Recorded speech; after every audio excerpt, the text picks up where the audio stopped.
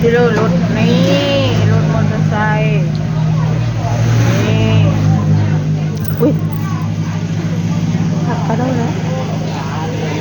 บ่ได้มอเตอร์ไซค์ไม่ใช่ไปพวกกินตา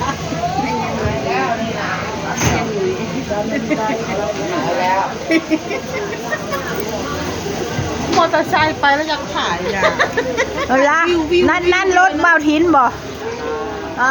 เบาทินกอกเดี๋ยวเรามักพร้าวมาผ้าแก้มเราบ่ได้บ่เอาการเด็ดถึงบ้านให้ไปไปทางไหนเนาะมาลินเบียร์ให้กูพูดแล้วสูตรได้ลินบุบเราไปมันเงียบเลยเราอยู่บ่ใกล้เลยเราไปมันเงียบเลยเราอยู่บ่ใกล้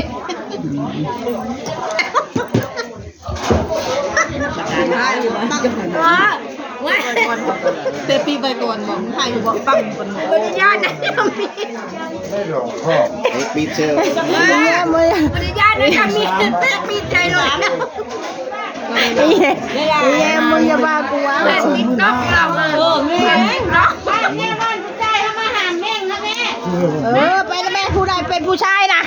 อาหารแม่งให้แน่เป็นแม่เต๋อไปทั้งเรื่องอ่ะที่เลิศตาเจียมนะทั้งเรื่องอ่ะนี่ตาเต๋อแล้วเป็นยังไงนี่บริญาณได้หมดตีไปแล้วข้ามไปทั้งเรื่องใครเมาเมาโคตร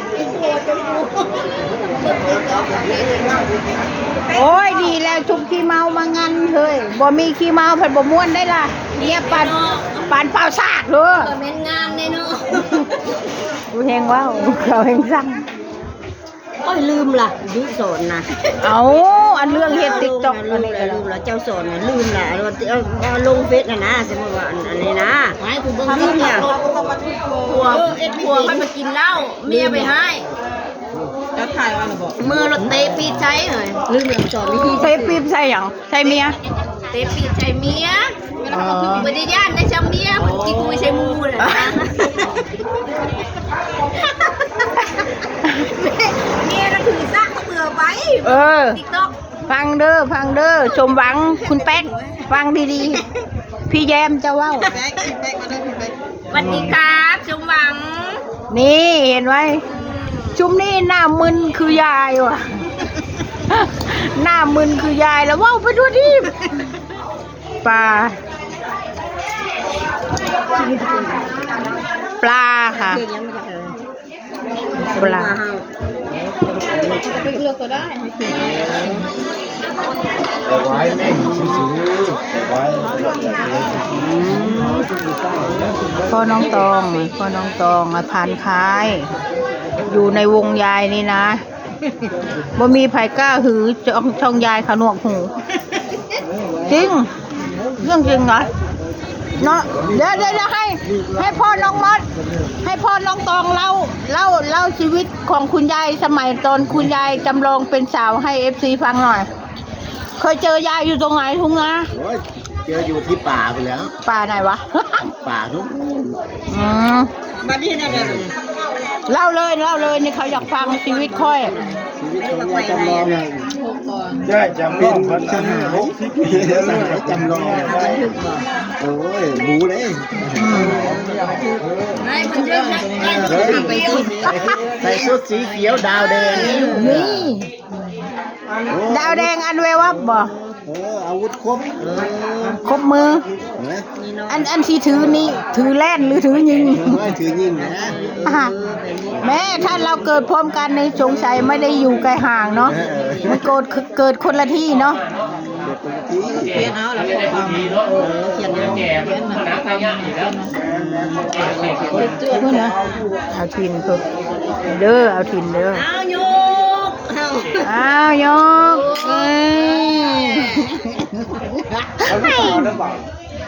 เอาทีมมามังมันหาวก็10 นาฬิกานึงเลยบายก็แต่ว่าลุงยุเขาบ่กินบ่กินบ่ม่วนเนาะกินยืมม้วนอยู่ดีเฮาก็ม้วนเฮาเนาะเหล้ากินไม่ต้องม้วนเหล้าจะเรื่อง โอ้ยน้ำลายแต่เล็กอันนี้ก็ได้ คือ ลุงยุฟังยายพูดดีเด้อ เอาวางมันคือมี ลุงยุฟังยายพูดคนเรามันจะรวยอยู่ซื่อๆมันก็รวย รวยได้ รวยแท้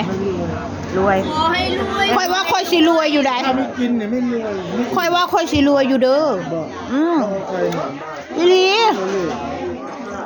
แต่ค่อยรวยค่อยรู้เวลาค่อยรวยเนี่ยบ่มีไผฮู้หรอก บ่แน่ อืมอืม คนรวยเลยไม่ให้กันเอาจะได้ โอ้ยยังบ่ฮู้ไดพอค่อยซื้อรถ4ประตูมาโอ้มันรวยเนาะเพราะว่า นี่น่าให้เงินนะ แม่นผู้ใดย่างมานึงคือบ่รู้จักวะเจ้าหนี้บ่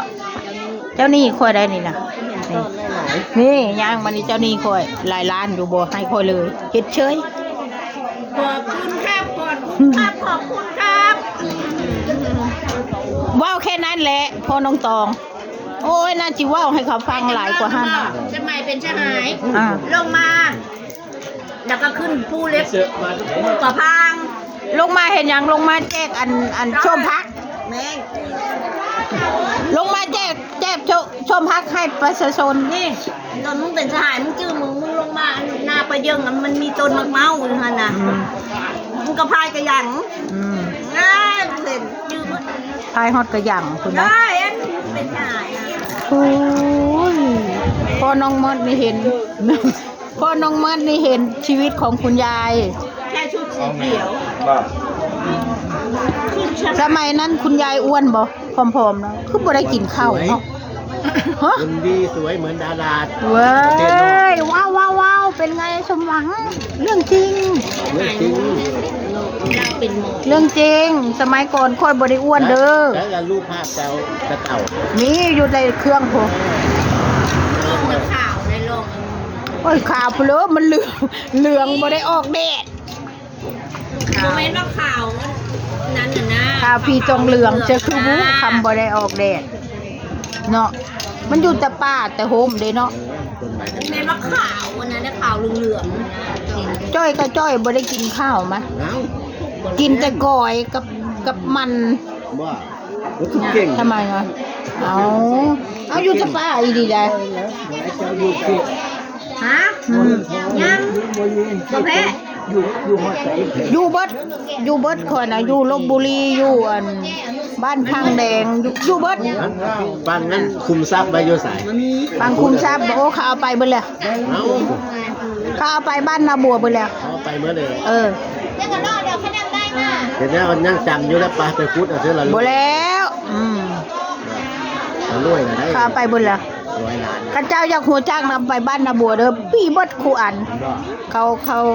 าทำผิดโอ้นี่เอาให้ตาทาเนี่ยตาทามึงปุ๊ตาทามาเอาอันนี้มาเอาของ เอ็ดนะฮันเดี๋ยวเราเอ็ดเอา โอเคค่ะ ขอจบคลิปแค่นี้ค่ะ พี่เตี้ยก่อน